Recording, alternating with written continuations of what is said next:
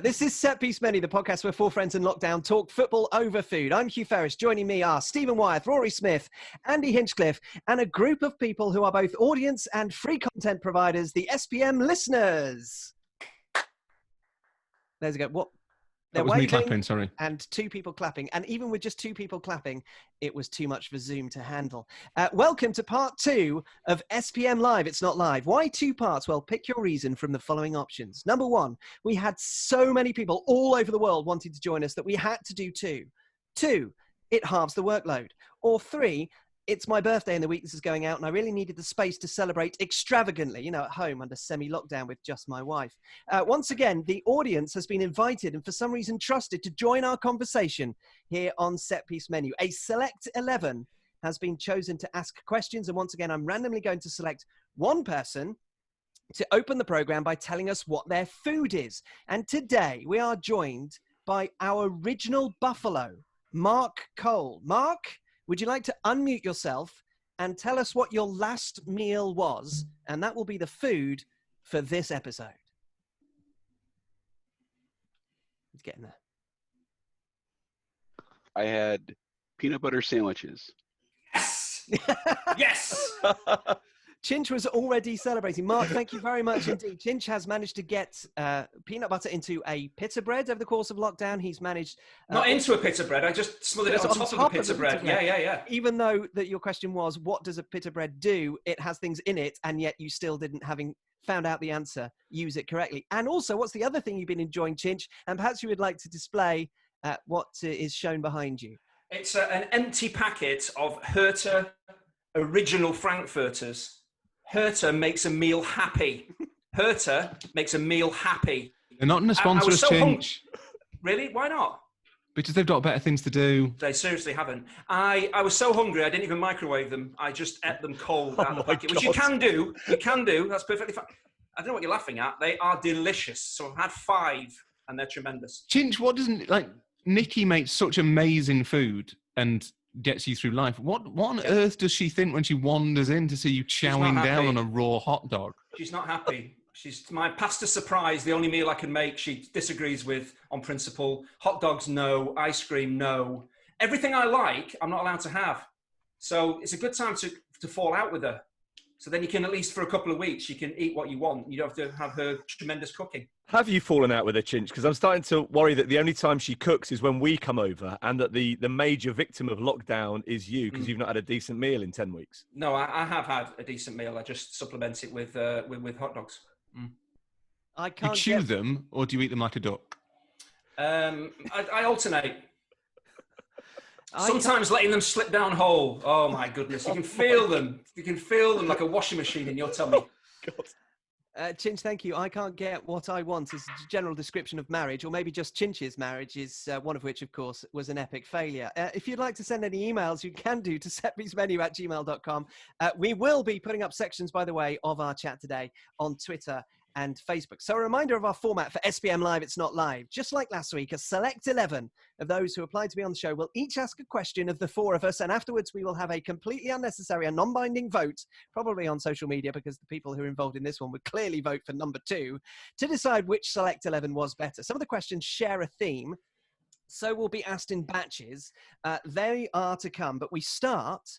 And the original person, and indeed anybody who subsequently follows to ask a question, can be in charge of unmuting themselves with Mr. Richard Parfitt. Richard, would you like to ask the first question of this episode, please? Where are you, Richard? I found you. I'm over here. Please. Hello. Thank you. So I wanted to ask, where in the world do you think has the most mature attitude to talking about football, or is it pretty much as partisan and petty as it is in England everywhere else?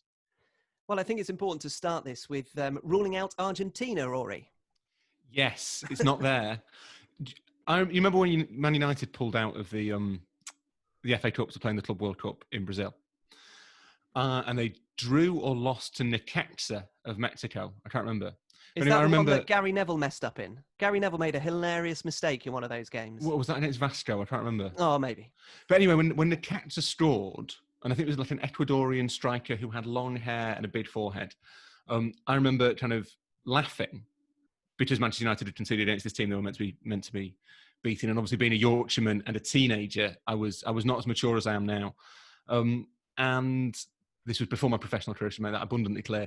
And my dad saying to me, why are you laughing? I said, oh, it's because, Man United, aren't they, isn't it ridiculous the way that everybody thinks they're just going to walk away to Brazil and beat all these teams? And he said, yeah, but the thing is that all of the other countries with teams in it will have exactly the same view, because that's how everybody talks about football. And at the time, I thought, no, everyone else is much more sensible than us.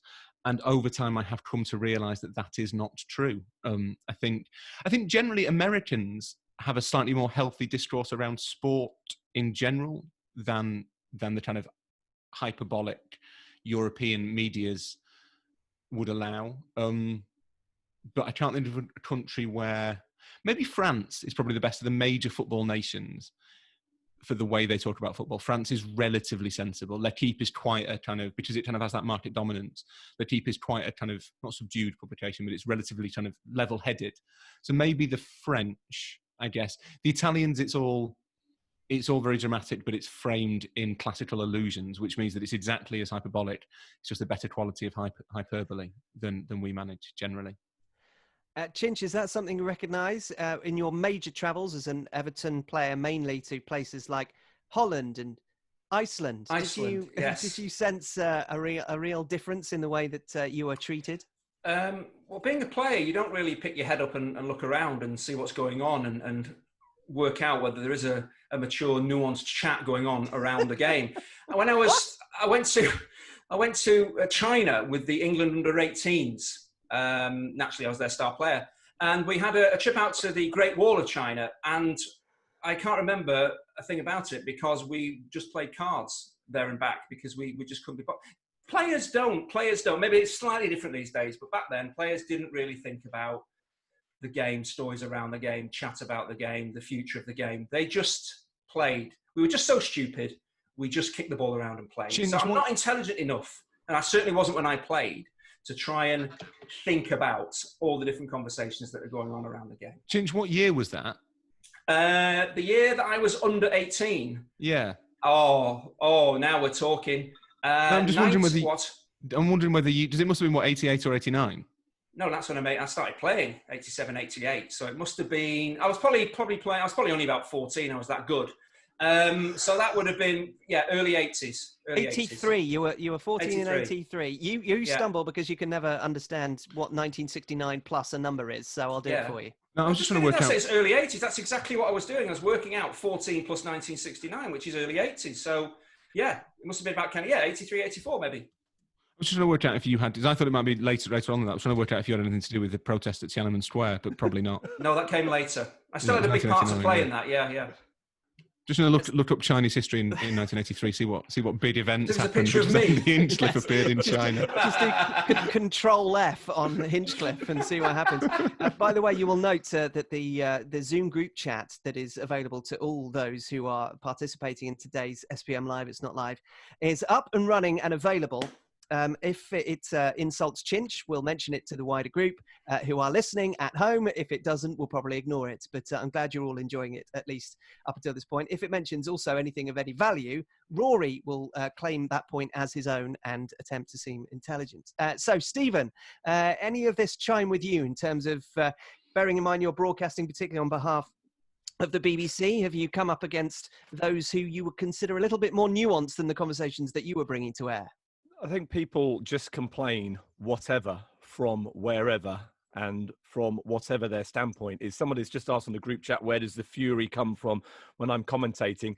Generally, it's player pronunciation, and everybody, no matter where they are from in the world, takes exception to the way that you pronounce footballers' names. However accurately you think you might have got it, however close you think you have got it to being in the native tongue of the footballer concerned, you can never be absolute. We're commentators, not linguists, so we generally find ourselves apologising for that to just about everybody. There's a lot of people pointing out that talk radio in the States is not exactly a sort of bastion of intelligent coverage. As someone who doesn't listen to talk radio in the States, I'm going to take your word for it. But yeah, I think that maybe there's a difference in newspaper traditions and the way that, partly because the American tradition is a little bit more numerical. that maybe the newspapers are a little bit more sober in the US. Talk radio, I can well believe, is not.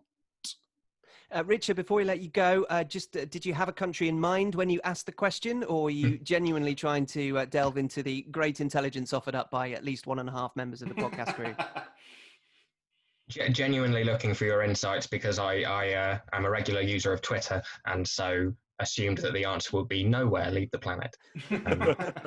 So thank you very much, anyway. Yes, I think we've all confirmed that may well be the best option. We are going to move on to our next questions. I say questions because it is a group of 3 all about the media.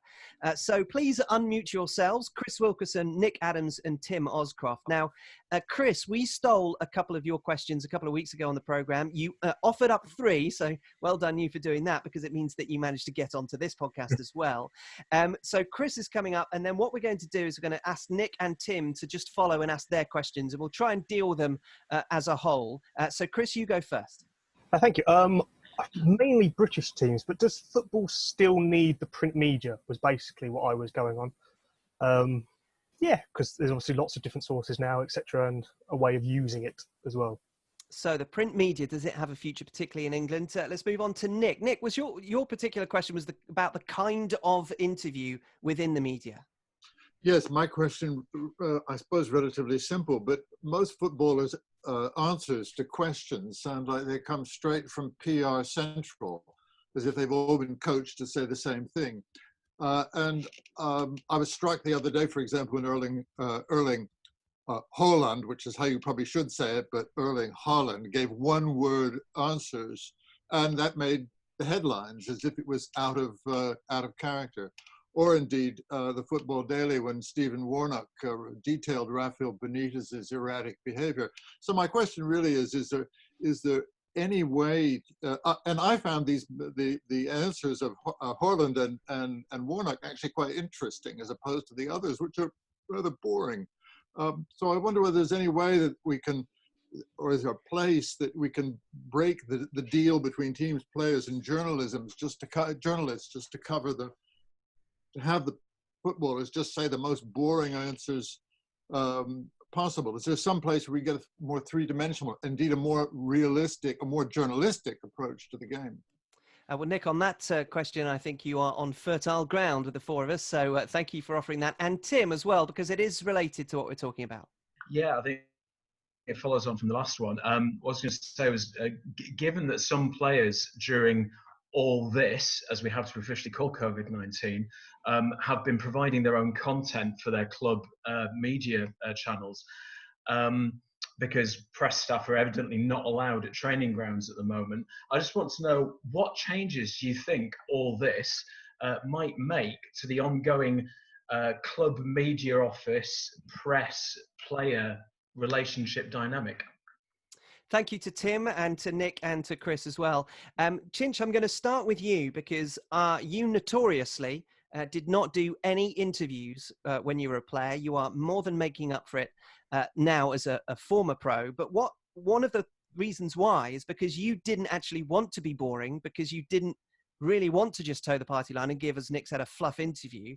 But part of that was also because you were scared about what you might say, because as we know, you are dashingly honest. Mm-hmm. I think that the problem is we mainly interview these players on match days, and you're probably right, they've not been necessarily coached, but they tend to watch what other people say and say the same type of thing, because they know the questions are going to be pretty similar as well. But when we have maybe features in the lead up to a game, so on a Tuesday or Wednesday, we go out and interview people at training grounds or at their homes. They are a lot more relaxed. You can ask different types of questions, and we found that in the interviews that we've done over Zoom with lots of Premier League players, Championship players in their own homes, they are a lot more relaxed. They will talk a lot more about subjects that you could never cover on a match day. So I think for the broadcasters on a match day, you are bound to ask, you maybe only get 2 or 3 questions anyway. So you tend to be bound by kind of the same old principles in terms of the questions that you ask. So the players just trip out the same old lines. So you get really nothing, I feel, of benefit really on a match day. But that tends to be when you get the best access to the players. But I was hoping that during, obviously, as Tim said, all this that's been going on, we have had a lot more contact with players. We managed to speak to them for an hour or so, which we would never get at a match day. We'd never talk to them for that much, because they've got to concentrate on playing the game. so we wouldn't intrude. So actually, this has given us a chance to build up real relationships. But I just tend to think that when things go back to normal, in inverted commas, coaches and the press staff and the players will go back to doing what they did before, and we will go back to asking the questions that we did before. We're hopeful that things might be different. We might get more access. We might be able to continue to use the internet to speak to players at home after games, maybe a bit more. But I'm not convinced that will last, even though in talking to a lot of the players and coaches, they've really enjoyed doing the interviews with us because they know we're not out to get them. We're trying to just give the fans of their teams and viewers in general more information. They've got the opportunity, more time to get their point across to us as well. So it has worked well for both the broadcasters and the players and coaches involved, but I'm not convinced that it will continue once football gets back to some kind of normality.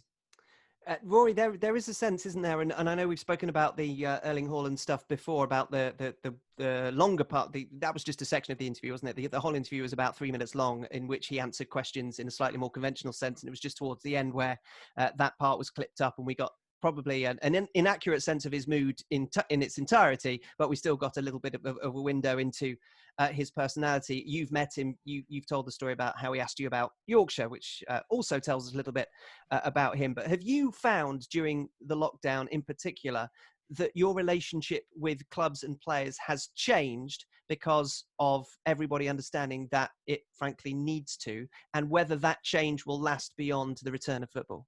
It's hard to say. Yeah, it has. Certain clubs have been more helpful. Certain clubs have been quite proactive in reaching out and kind of saying, look, do you want to do this? Do you want to do that? I think they recognised that, well, we were all very lucky the Germans were back first from a media point of view. If it had been one of these unhelpful leagues like Italy or England, it would have been disastrous. But because it was Germany and the clubs understand the value of kind of putting their stories, telling their stories, that's made it a lot easier. I think the issue of Tim's question about kind of the relationship between the club press offices, the players and the external media, and the issue of whether football needs the print media that Chris mentioned, are kind of two sides of the same question.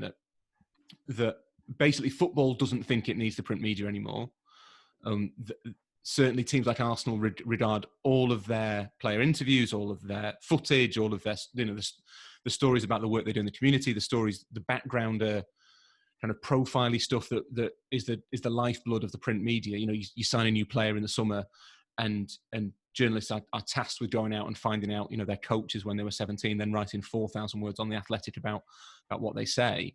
The clubs think that's now for them to do, and it's much easier for them to do. They would rather that, as an Arsenal fan, you click on the club website and read that feature about Martinelli than you go to the Daily Express or the Daily Sport or Razzle or one of the magazines that cover things to the level of the Daily Express. They don't want the journalists getting the hits. They don't see why that content should be valuable for anybody else. I don't think that's right, and I think that's a fundamental misunderstanding both of the scope of the media and, to be honest, the advertising deals that your sponsors are paying for. They don't want you just to limit stuff onto your website. They want the readership that you get from national, international, web, digital, whatever it is. And I think by print media now we have to refer to the written word in general as being digital or on actual paper. But I don't think that relationship is only going one way. It will only get harder to get access from clubs because they want to protect that content. In terms of breaking the monotony that Nick mentioned, I think the flash interviews that you get after games are a really bad example. I've never done them. I suspect Steve and Hugh both have. They're really hard because the players are still sweaty. They've been running around. Have you ever tried to do an interview after 90 minutes of running around? It's impossible. You can barely think. You just want to go inside and have a shower and have a drink. And maybe vomit a little.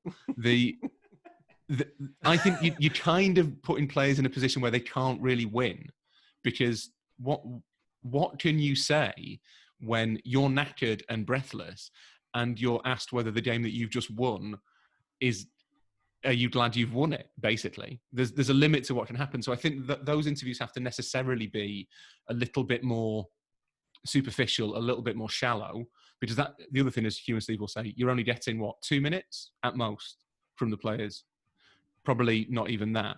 So you have to kind of go bang, bang, bang, bang, bang. I think for the for the broader picture, that's where the print media probably can come in. That you have scope to write things more honestly, more openly, more sort of in more detail than you can get from those few minutes on the TV or on the radio. Because that is not the right medium for the players to kind of go into their deep-seated beliefs about things or more information about them. Steve, Rory invoked your name and my name about doing more flash interviews. Yes, that was 50% plus almost of the kind of interviews that we had to do just post-match. But would you say that it is incumbent upon those people asking the questions as much as it is the people who are being interviewed, is to try and avoid the monotony and the fluff that Nick mentioned? It is our job to ask questions which, yes, tick the box or scratch that itch of the fan who wants to know that the player is happy or sad about the game that has just taken place. But it's beyond that where you really should be doing your work. And we were quite lucky as local media journalists when we started our careers. We would get to speak to a player probably a lot longer after the game had finished, about an hour after, sometimes an hour and a half, sometimes two, depending on how annoying the footballer was.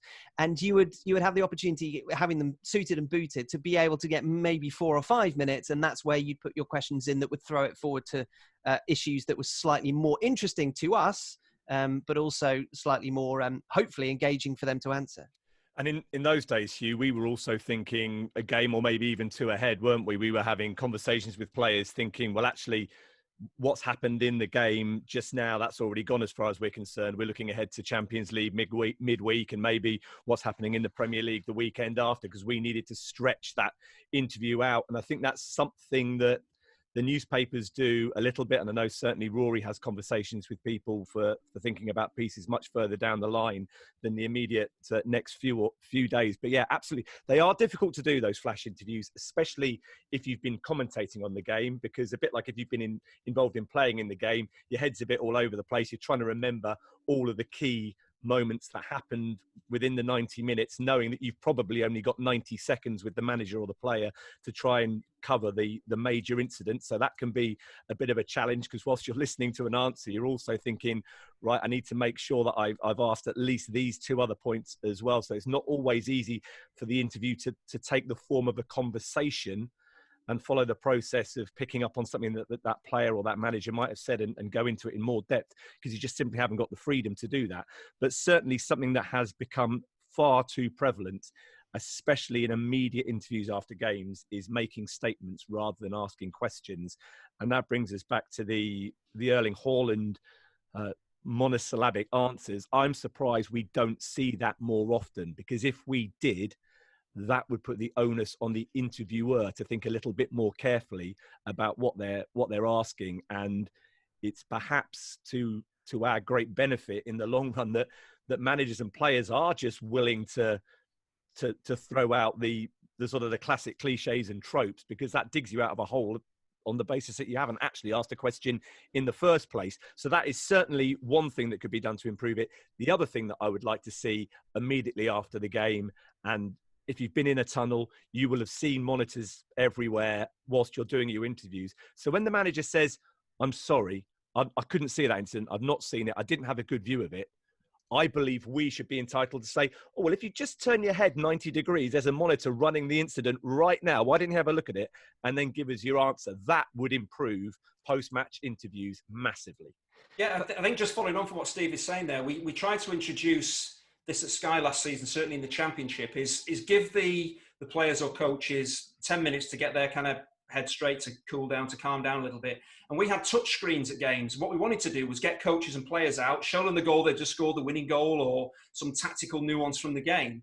But the coaches and the players were absolutely terrified of doing this. They were terrified of making themselves look stupid, even though we would be in charge of doing all this. But basically, we wanted to, again, show them so they could talk about, and it was always about something that had gone well. It wasn't as if we were criticising them for a red card challenge. But again, it's trying to break those barriers down and say to the players, we're not out to get you. And hopefully all the conversations we've had during lockdown has encouraged the players to speak to us a little bit more, trust us a little bit more, so that when we try these different, just to give the viewer a bit more than the standard 2 or 3 questions straight after a game pitch side, is let them cool down, use a touchscreen. And I think once we introduce it and people see it being used and realise how it's being used, that Again, that will be much better. I'm a big believer in showing fans, showing players so they can explain exactly what they've done and how it's all happened. But last season, it was a real challenge to try and convince players and coaches to come pitch side and use a touchscreen. That's a great example of football that's been quite like toddlers. Just when Ed's been running around a lot,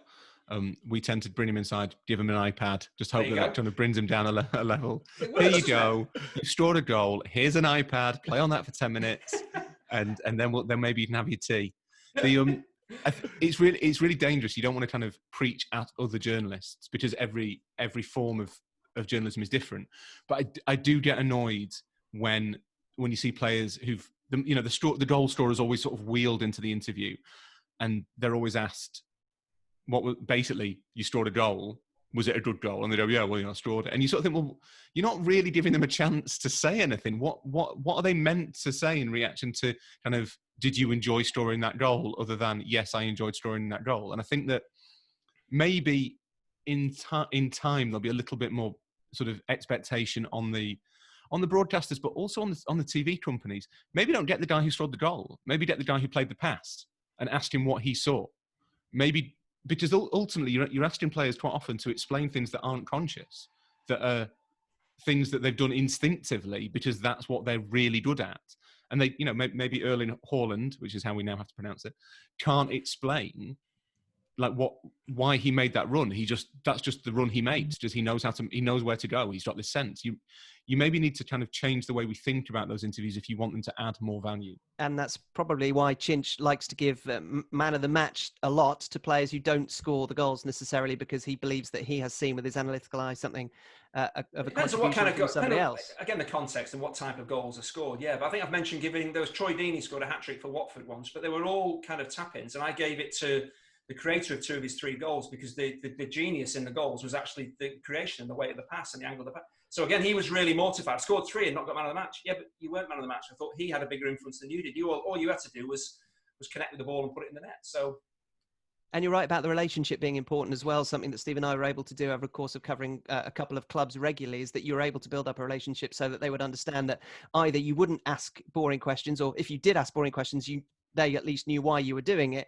And thirdly, they would trust you if you wanted to take the interview in a slightly different direction. The Haaland debate is raging on our group chat. Also, Nick posed a question to Rory, which I'm going to get Rory to answer for the group as well, about the Stephen Warnock interview about Rafa Benitez, a person, Rory, you know well. And of course, Stephen Warnock was on the show that you were on as well. So you are literally the glue but you wrote a book for him, for God's sake. Oh, I know Rafa Benitez well. Yeah, yes, that's the one that I said that you knew well. You didn't know Stephen Warnock. No, I mean, I know Stephen Warnock a bit. I know, we all know Stephen Warnock a bit. I mean, well, you can't escape him these days. He's omnipresent. So what did you think about the criticisms that he levelled at Rafa Benitez? And as Nick said on the chat, which I'll put to you, that he was balanced, but obviously when somebody goes outside of himself or the typical norm of a footballer, you tend to notice that a little bit more. So the way that show works is that they will I'll speak to the producers during the afternoon on a Monday, and they'll say, right, this is what we've got coming up. And because of, as Tim said, all this, we're doing like a nostalgia feature every week. And generally I hate nostalgia, but because they're paying me, I just go along with it. And they said, well, it's how 15 years since Istanbul, so we're going to do that, but we want to do it a bit differently. We're going to get Stephen Warnock on. He didn't play that night, so we're going to talk about what it's like being a player who gets a medal and is on the squad but isn't actually playing. And I thought, yeah, all right, that for nostalgia, that's just about valid, fine. And then he came on, and it's not that I tuned out, but you kind of know naturally that that's not a bit that really involves you. That he's the guest, he's going to talk, that's fine. And what he said was extraordinary. Like I genuinely have never heard a player talk that openly, almost unprompted, about a really painful memory that doesn't paint them in a particularly good light. That he, I think Kelly Cates was presenting, and she asked him, were you happy that Liverpool won? And he basically said, well, I was ambivalent, to be honest. And that is really not the party line. You're meant to say, great that the team has won, and we're really, really pleased for all my mates. Disappointed not to play, but obviously the main thing is that Liverpool won the Champions League. And Warnock didn't. He veered off from that line. And when someone does that, you immediately sit up and take notice. And I think it's a shame that more players don't feel empowered to do that. and it's perhaps a reflection that the media doesn't create the space for them to feel empowered to do that. That going back to the first question, that maybe our discourse around football means that players feel they can't talk like that because they're worried about the backlash. Now, for Warnock, it's 15 years ago. It doesn't matter. Like he can say that, and it's not going to do him any damage. But maybe for others, maybe we could get more honest, more insightful conversations from them if they felt they were in an environment which would tolerate it.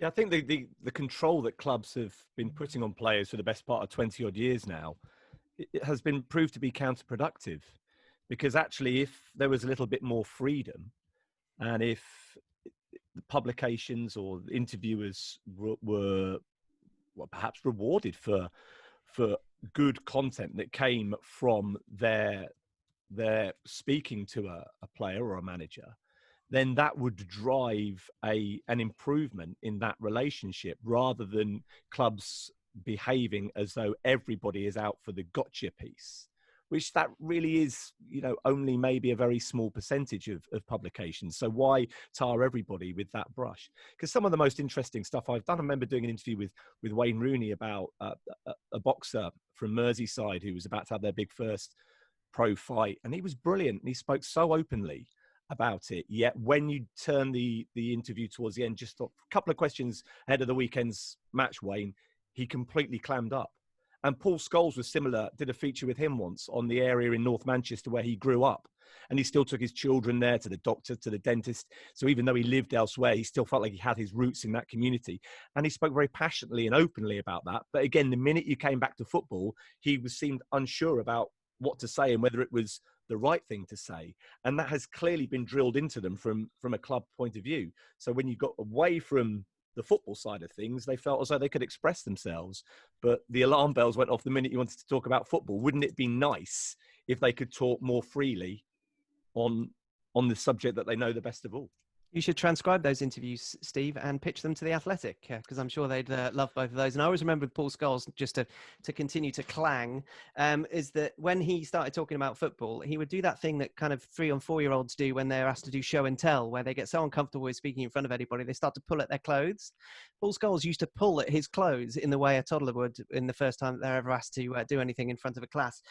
To Chris, to Nick, to Tim, thank you very much indeed for your questions. You can understand that we talked about them for quite some time because we like talking about ourselves and our industry. We now move on to, and stand by to unmute, Rand St. John and Wapea Bantugu. So the both of you have questions about footballers, analytics, and playing by rote, which are conversations that we've had in the past, but we wanted to further them here.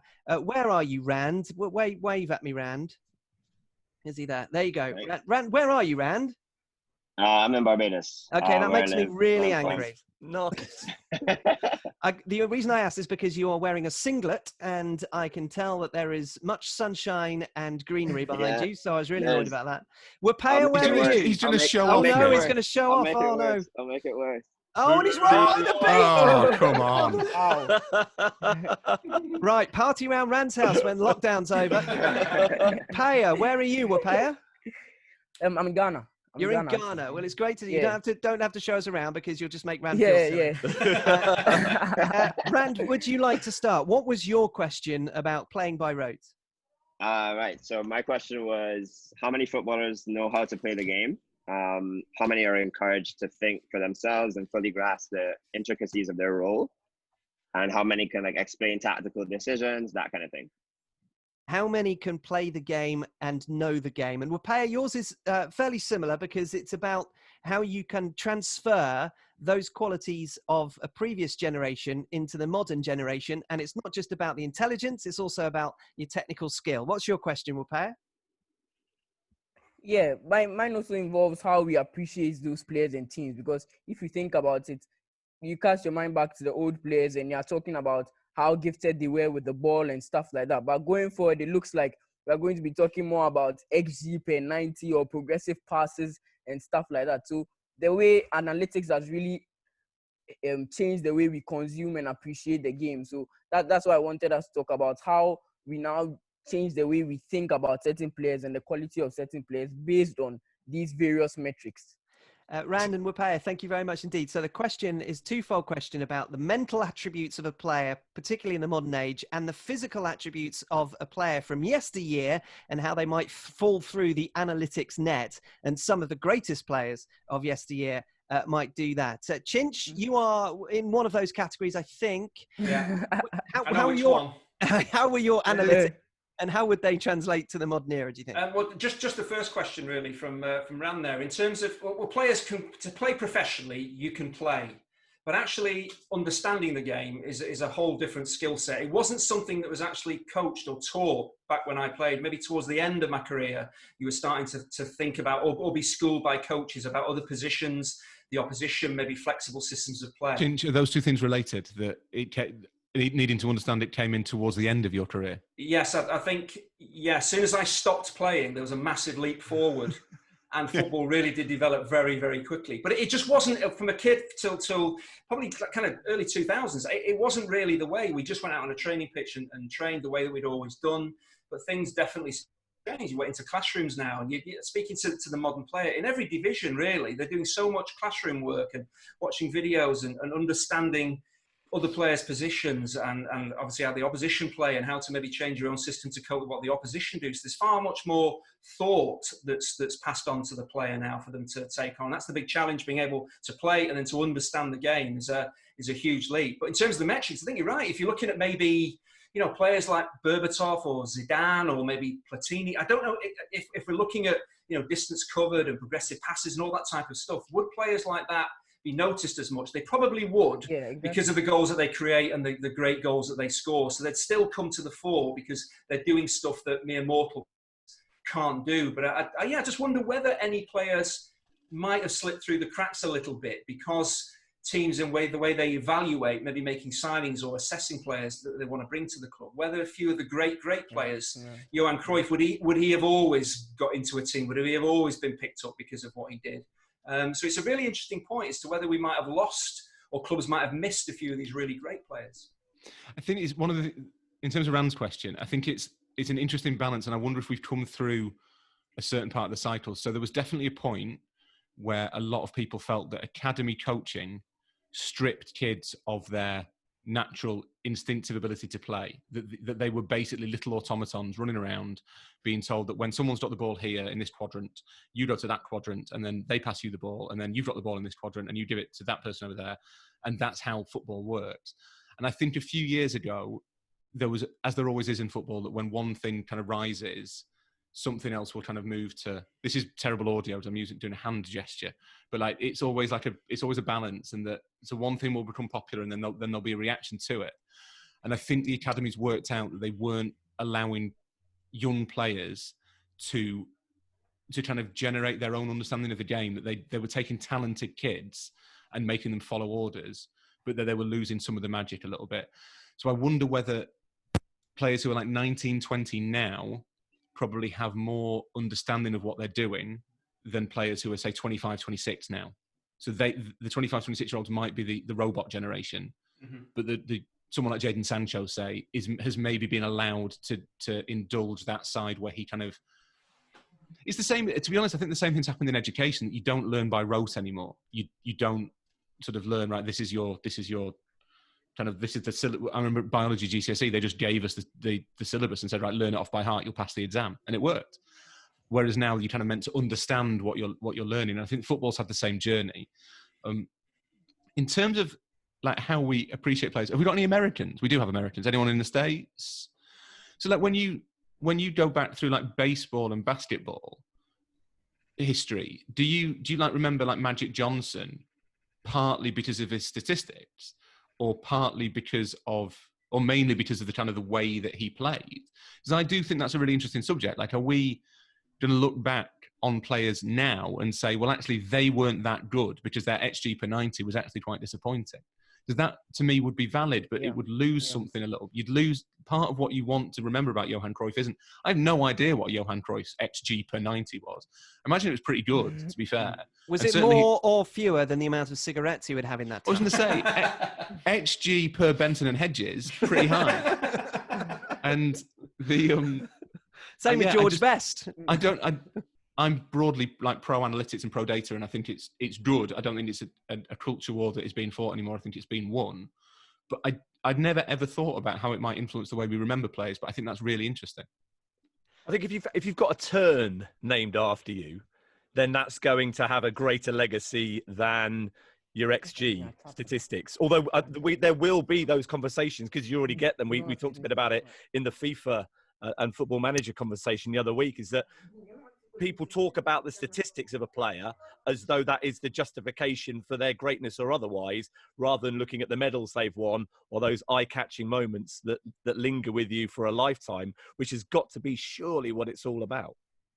Chinch, what was the XG on chances created by you via throw-ins, as has been on the chat, and also by in-swinging corners? Yes, in-swinging corners, massively high on in-swinging corners. Massive. Throw-ins, not so much. Not so much on throw-ins.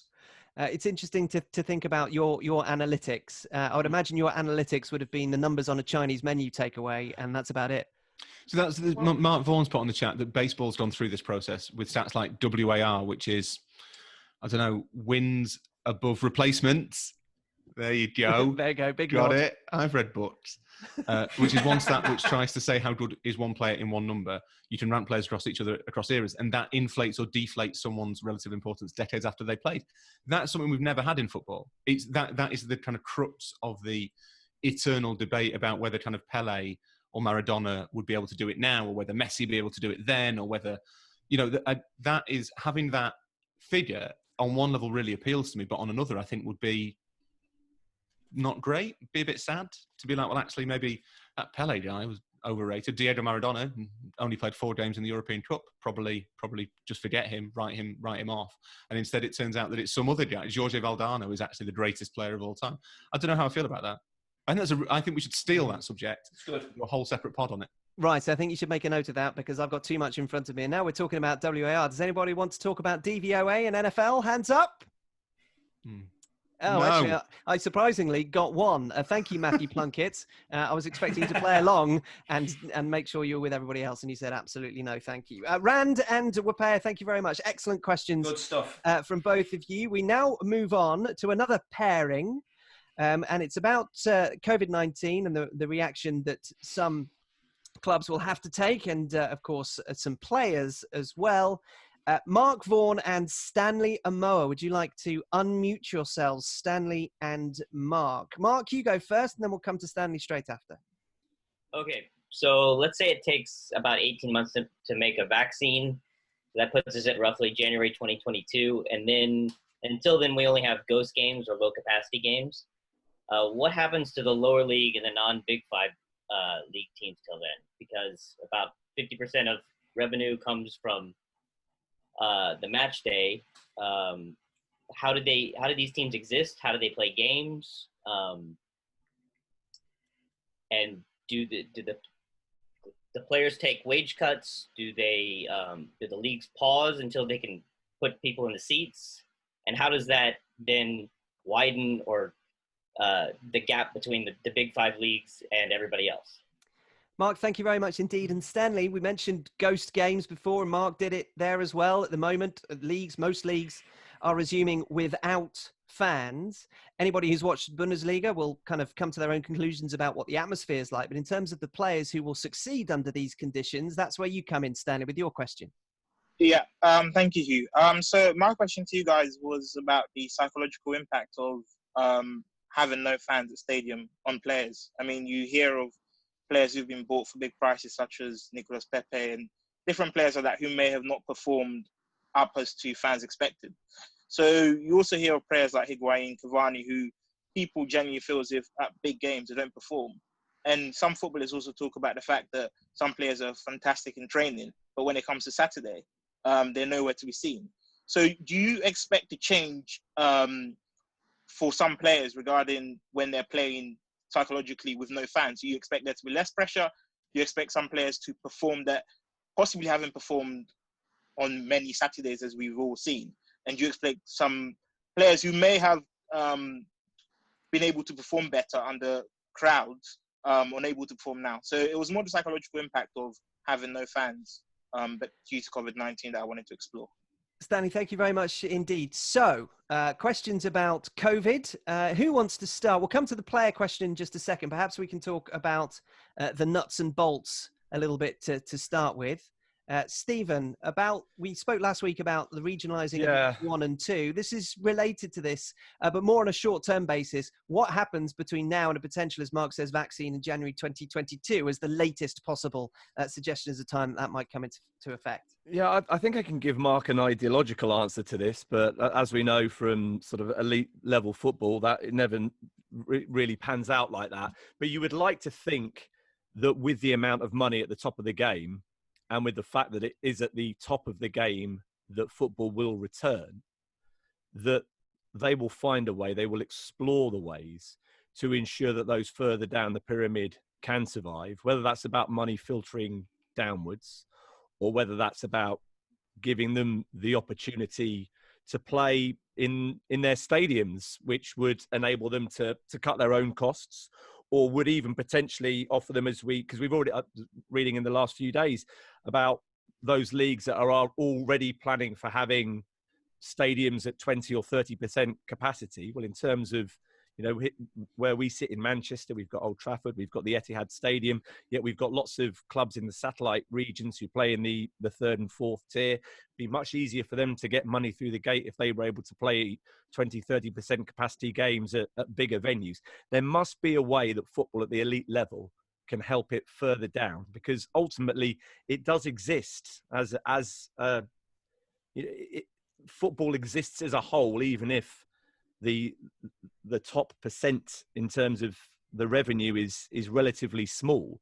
Those big clubs can't just exist on their own, because they do need football below them to make sure that the whole continues to thrive. So that would be the idealistic answer, but perhaps there is also a thought to say, well, do you know what? Yeah, let's put the handbrake on. Let's not have lower level football until it's absolutely 100% safe for them to play in front of crowds, if their survival absolutely depends on getting people through the gate. I think, I think it's actually more immediate than that. What happens in September when there's no vaccine? Because there won't be by September. Do you just not play League 1 and 2? There is ultimately. I think the original question was what happens kind of below the top 6 in England. The Premier League will be fine, because the TV money will enable them, even while losing one whole revenue stream. That's not great for them, but they will survive. They'll be able to play on. Championship probably as well. There's just about enough money in the Championship to keep the thing, to make it worth playing. But to be honest, I think in the current situation, so no vaccine, no cure, and social distancing still in place for several months to come, you probably have to look at Leagues 1 and 2 and just say we don't play them. And that feels horrible to say, but those are leads where they're not reliant. They don't have any television income really to pay the bills. They're reliant on fans going through the gates. And in a sense, and I'm not saying I condone this, but they're not kind of television events. Those games are, Macclesfield against, name another League 2 team. Exeter isn't a TV event. It might be on TV, but the vast majority of people watching it are probably at it. And you might get a few casual viewers. So as much as it's kind of anathema to someone who values that whole pyramid, I think you probably have to say, well, unless the government is going to come out and say, this thing is here to stay, we're going to have to get back to some sort of semblance of normality relatively quickly, in which case you might be able to have fans in the stadiums by January, February next year. You might say, right, well, in that case, they can take the hit and get money from the Premier League or from the FA or whatever to tide them over. I think you probably have to say, well, if the likelihood is there's no vaccine or cure for a year, maybe more, we can't play them. And as I think Matthew Plunkett's just said, it's worth considering if a vaccine doesn't come to be, which is something that we all have to be prepared for, because there's no guarantee. I suppose the only answer there is that at some point we're going to have to decide whether it is a risk that we as a society want to take. Is the potential spread of the disease in the long run worth having lower league football? That's something that is, I guess, a personal choice. What Steve said, I think, is really interesting. And again, this is devil's advocacy. Does the Premier League need League 1 and 2 to be thriving to thrive? Is that Is that true? Well, football is symbiotic, isn't it? In order for the Premier League to be seen as the gold standard, there has to be other football that you can judge it against domestically. And that's true, but if you take the example of the board, so the board's view was very much that they just needed to kill everybody else, and then they'd be the best. So maybe that's the. I mean, I know what you mean, but I don't think the Premier League's health is directly related to the existence of League Two. If I'm completely honest, surely the Premier League looks at Ligue 1, looks at the Spanish league and the German league. They're not looking at leagues 1 and 2. Do they genuinely hand on Thank heart? God we're better than Luton. Do they really hand on heart care about whether leagues 1 and 2 actually play their games? Well, Probably not. I wouldn't have thought so. And that's not to have a pop at Steve, obviously, but I just think it's something that is sort of that we all kind of believe, but isn't. Maybe it's not true. Maybe they don't need League 1 and League 2 to come back. Maybe if you, like the Glazers, I can't imagine like Joel Glazer being sat there. Really hope Macclesfield get out of trouble. But where do all those players at those big clubs hoover up for their academies at a young age? Of course, the big clubs might not care, but where do they all go? And actually, the academies, a lot of their revenue comes. The reason that the big clubs are able to have academies that have thousands of young footballers is that they are able to sell them on to clubs outside of the elite, and that helps cover their costs and gives them the impetus to keep trying to unearth that one gem in 50 or 100 that they might be investing in. So the money might not be filtering down as rapidly as we'd like it to, but players certainly do. And in order to make academies with vast numbers of footballers viable, they need to have the idea that somewhere along the line they're going to be able to make a career out of playing the game. Otherwise, it becomes even more elitist. That's a really good point. That is probably the nature of the absolute elite relationship with the lower leagues. They see them as a place they can sell players who aren't good enough for them. Manchester City will tell you that until they had lots and lots of money, they basically funded their academy exactly that way, and it was a very successful academy. So it's not only a good business venture in terms of trying to create revenue, it's also a good in terms of PR and standing. Chinch, I want to talk to you about Stanley's question. Good trainers who didn't do it on a Saturday, which is basically the opposite of Des Walker, who didn't train and did it on a Saturday. But you can understand what Stanley's talking about. If they haven't they've got the eyes of empty seats instead of the eyes of a baying horde on them, they might find that they will be able to prosper in that situation. Well, this is what's going to be really interesting about the games if and when they are played, is to see how certain players do respond. The so-called great players, can they play in empty stadia? Can they do for the team what they can do in front of 65,000 people? This is what's going to be really, really interesting. And what I'm actually, in a strange way, looking forward to is you can get a really good look and maybe understand the game a lot more because you don't have the distraction, in inverted commas, of a crowd. But also, there'll be certain players that will look better under these conditions and certain players that might actually struggle, that need a crowd. Paul Pogba is always a player that, to me, seems to play for the crowd. And maybe we'll see, if Paul Pogba is fit and available, maybe we'll see more from him because, again, if the crowd aren't there, you're now playing for the team and you need to be our match winner. You need to do more. So maybe we'll strangely see more from these so-called superstar players. Stanley, thank you for the question, and also to Mark. By the way, just as a side note, there have been 2 traditions of Zoom over the course of the last 10, 11 weeks or so. That is one, to have a bookcase in the background. So all of you that have books in the background, thank you very much indeed. Chris, an extra 10 points for you, because the other tradition is to have a quiz on Zoom. You get an extra 10 points for having a Lee Child book in the background. That's Chris Wilson. Well done. Chinch didn't notice because one of his eyes is clearly clogged up with all sorts of goo. We now move on to our next question. It comes courtesy of Andy Rogers. Andy, if you'd like to unmute yourself and ask the question. Hi, so it kind of follows on from Wapea and Rand's question about analytics. And I've got a bit of a tee-up and then a follow-on. So the tee-up is that the Houston Astros 2017 World Series Astro Ball team mixed data-orientated processes with kind of modern Silicon Valley recruitment strategies.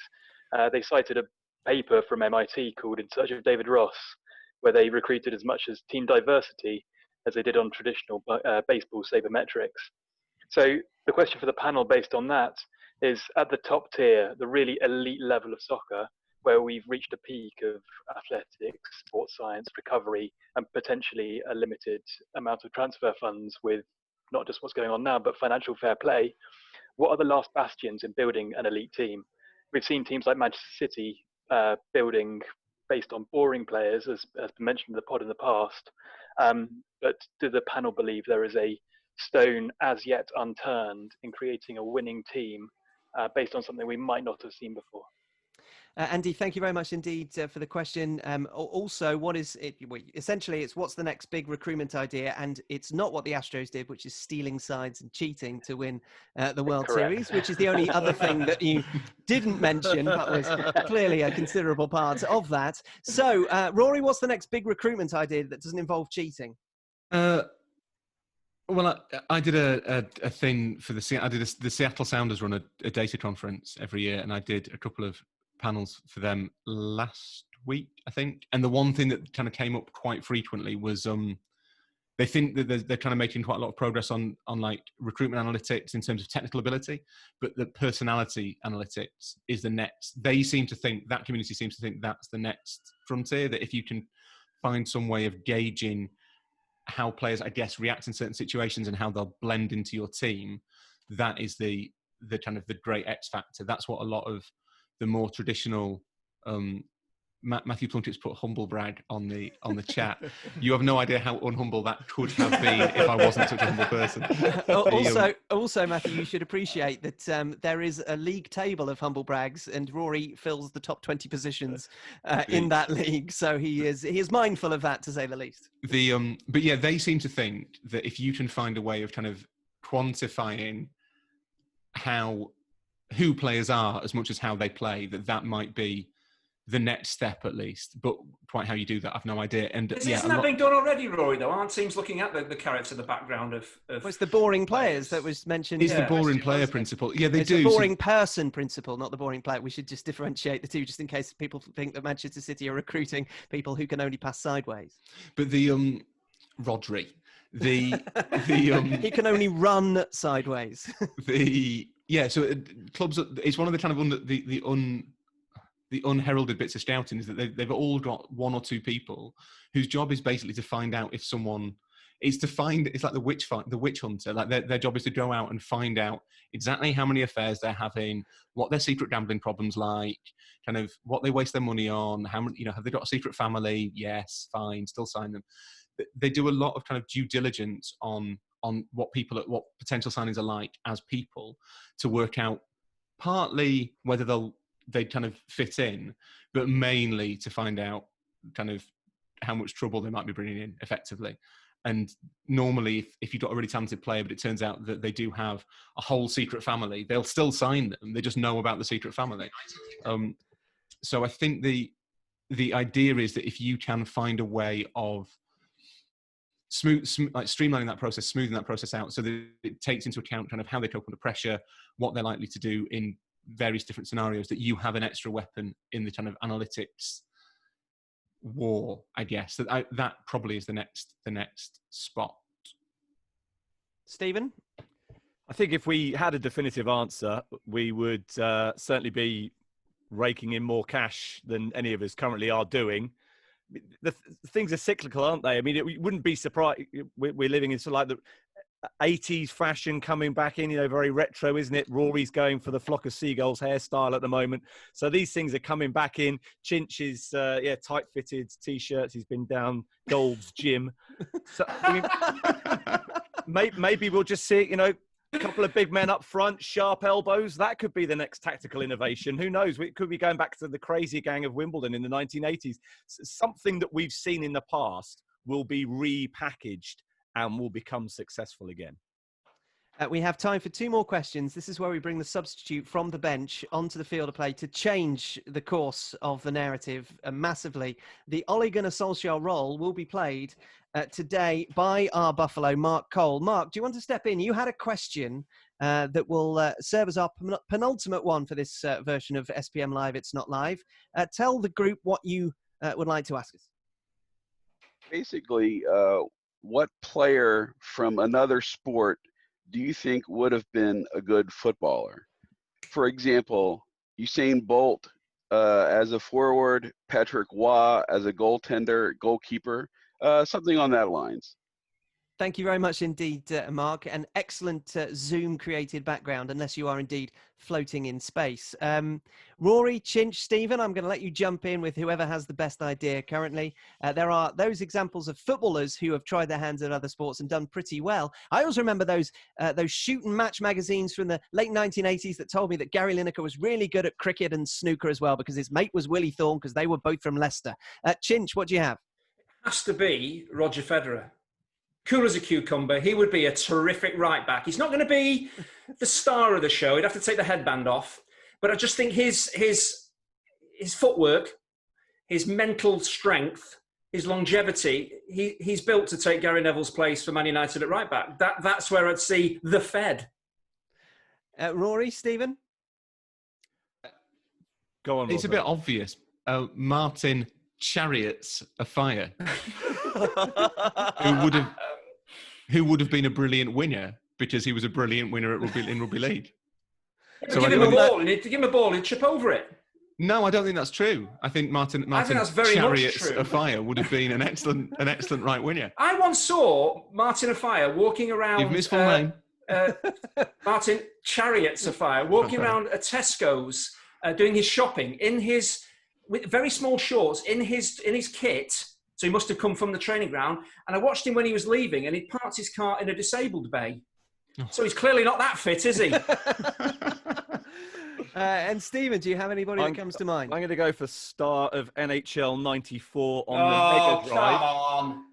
The once great Pittsburgh Penguin, Jaromir Jagr, who being from the Czech Republic, must have had a decent exposure to soccer when he was growing up, and perhaps more in the latter stage of his career, his ability to find another franchise in terms of the NHL to give him a big payday to seemingly keep him employed well into his 40s would certainly be translatable to soccer.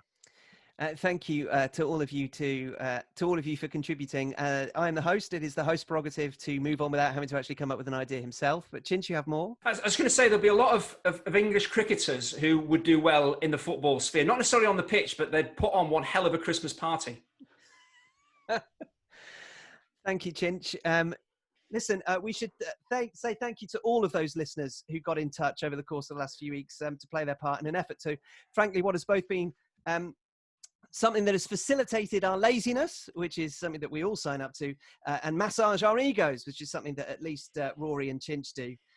So hopefully that you are all, and I mean all of you who are on the Zoom calls over the course of the last 2 weeks, and indeed everybody listening, have been staying safe over the course of the last couple of months or so, and that you'll be able to reconnect in a more conventional way with your loved ones in the coming weeks, because this is not conventional, but it is something that we've enjoyed very much, and we thank you for the part that you have played in it. If you'd like to keep your correspondence beyond the Zoom chat going, you can do to setpiecemenu@gmail.com. Please subscribe, share, rate and review as we humbly ask you to continue to find room for us in your podcast schedule. Thank you to Stephen, Andy and Rory, our virtual audience of SPM listeners, and to you all at home for listening. We'll be back with another set piece menu for you to enjoy very soon indeed.